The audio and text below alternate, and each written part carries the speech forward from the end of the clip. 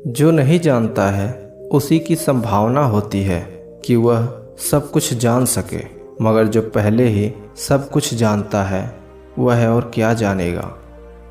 आत्मज्ञान की प्राप्ति से पहले गौतम बुद्ध बिल्कुल एक अनजान की तरह प्रश्न पूछते थे, जैसे उन्हें कुछ मालूम ही नहीं है।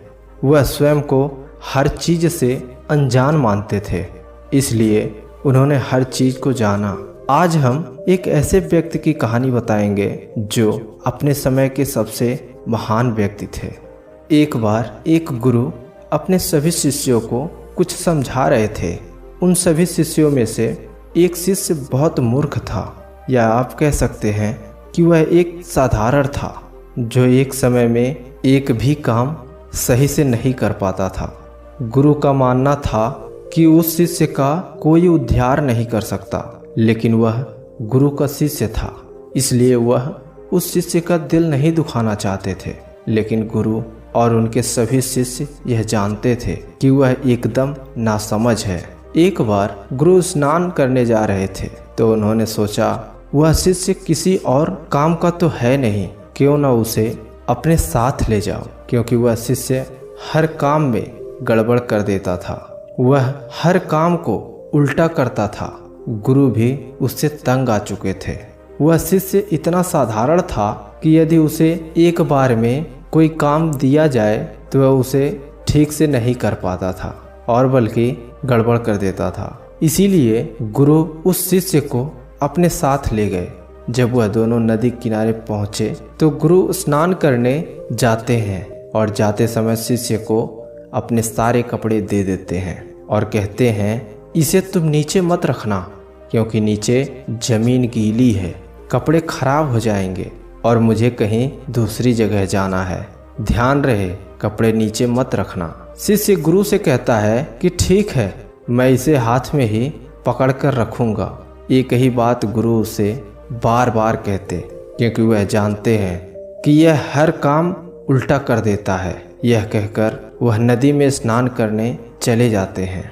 स्नान करके गुरु बाहर आ रहे होते हैं। शिष्य गुरु की तरफ देखता है। उसे लगता है कि गुरु ने उसे बुलाया है। वह उनके कपड़े नीचे जमीन पर रखकर उनके पास जाता है और कहता है, आपने मुझे बुलाया गुरुदेव? गुरु क्रोधित होकर कहते हैं, मूर्ख, मैंने तुम्हें नहीं बुलाया और मैंने तुमसे कहा था उन कपड़ों को नीचे मत रखना, लेकिन फिर भी तुम उसे रख आए।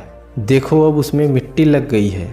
गुरु आते हैं और देखते हैं कि कपड़े गंदे हो गए हैं। वो क्रोधित हो जाते हैं और शिष्य से कहते हैं, देखो तुमने सारे कपड़े गंदे कर दिए, और क्रोध में वही कपड़े पहन लेते हैं और शिष्य से कहते हैं कि तुम्हारे बस का कुछ भी नहीं है, तुम कुछ नहीं कर सकते हो।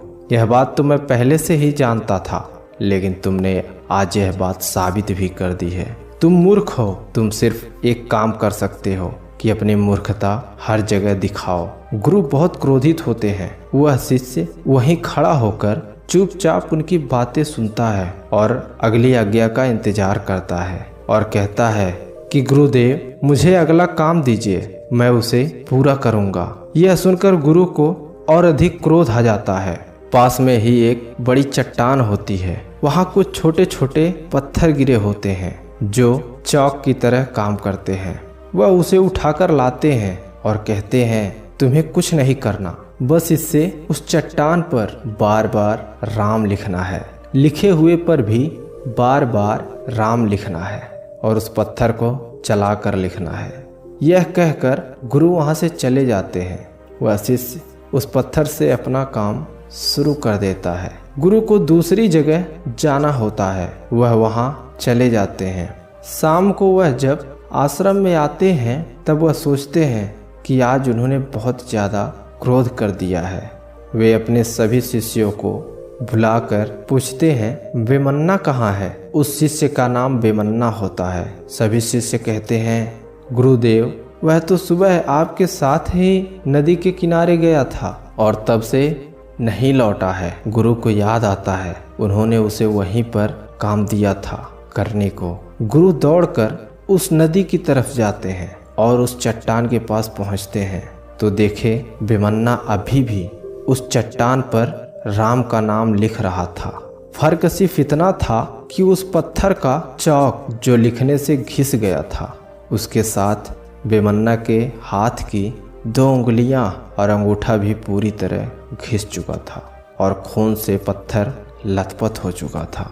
गुरु उस शिष्य को यह देखकर अपने गले से लगा लेते हैं।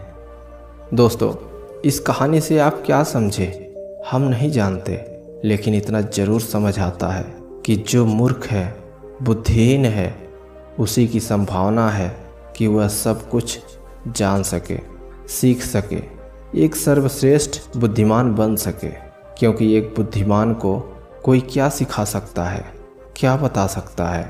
बेमन्ना जो हर किसी के नज़र में कुछ नहीं था सिवाय मूर्ख के, यहाँ तक कि उसके गुरु भी उसे नासमझ समझते थे।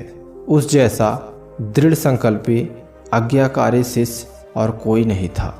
वही बेमन्ना आगे जाकर आत्मज्ञान को प्राप्त करते हैं। बेशक आप में कितनी भी कमजोरियां क्यों न हो, लेकिन आपके भीतर एक ऐसी काबिलियत जरूर है जो सब पर भारी पड़ती है। इसलिए बिना खुद को कम आके निराश हुए बिना आगे बढ़े।